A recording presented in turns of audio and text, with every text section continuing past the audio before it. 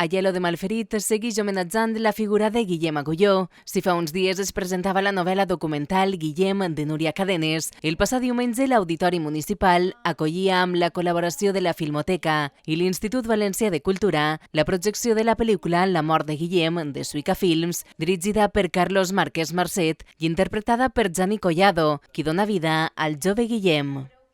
La pel·lícula va sorgir perquè el director coneixia la família, coneixia els pares, i volia portar la història de la lluita dels pares de Guillem, la volia portar a la gran pantalla, i va estar molts anys parlant amb ells per a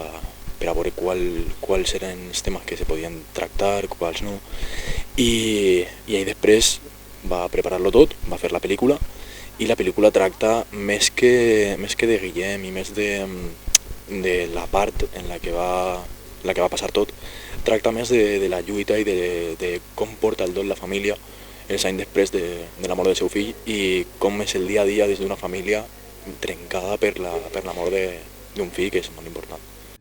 Un desafiament per a l'actor a qui el paper li va arribar quasi per casualitat. Vaig anar per a fer a pròxima agafant d'extra, i per allà per darrere treballé ese dia, que està molt bé també, i coneix el món del cinema per dins, a veure com se fan les pel·lícules i tot això, perquè sempre m'ha agradat moltíssim el cinema.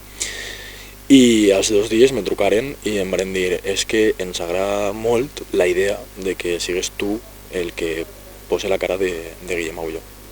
I clar, va ser com, ostres,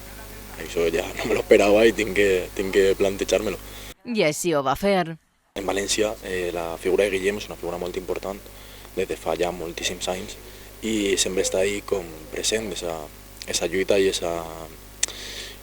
com dir-lo, és com un màrtir d'una lluita. Aleshores, per a mi era una forma de tractar-lo des del respecte i sobretot de dir, ostres, de fer-lo bé, perquè vaig interpretar un xiquet que a València ha sigut molt querit.